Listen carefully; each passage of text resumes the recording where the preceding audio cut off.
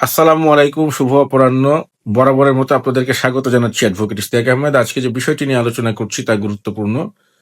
তা হচ্ছে একটি ফৌজদারি আপিল গৃহীত হওয়ার পর, অর্থাৎ অ্যাডমিট হওয়ার পর, তা কি আপিল আদালত কোনো তুচ্ছ বা কৌশলগত কারণে খারিজ করে দিতে পারে? এর উত্তর হচ্ছে না। একটি আপিল যখন গৃহীত হয় তখন সেই আপিলটি মেরিট শুনানি না করে তা খারিজ করা যায় না।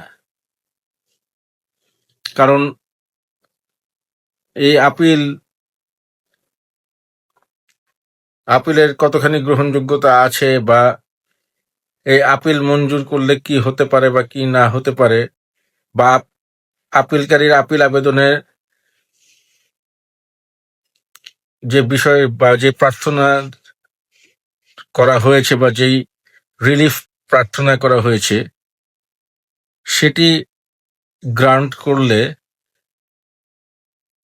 কি কোনো ন্যায় বিচার ব্যাহত হয় কিনা ইত্যাদি বিভিন্ন বিষয় থাকার কারণে মেরিট শুনানি না করে এই মামলা খারিজ করা যাবে না। এবং এই প্রসঙ্গে কামাল মিয়া বনাম রাষ্ট্র 50 DLR পৃষ্ঠা 224-এ রিপোর্টেড একটি কেসে অনারেবল হাইকোর্ট ডিভিশন বলেছেন, একটি আপিল গৃহীত হবার পর তা খুঁটিনাটি বা কৌশলগত কারণে খারিজ করা যাবে না।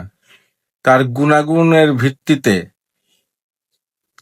শুনানি করে শুধুমাত্র ফৌজদারি আপিল খারিজ করা যাবে। আজকের আলোচনা এতটুকুই। আপনাদের সুস্থতা কামনা করে বিদায় নিচ্ছি। আল্লাহ হাফেজ।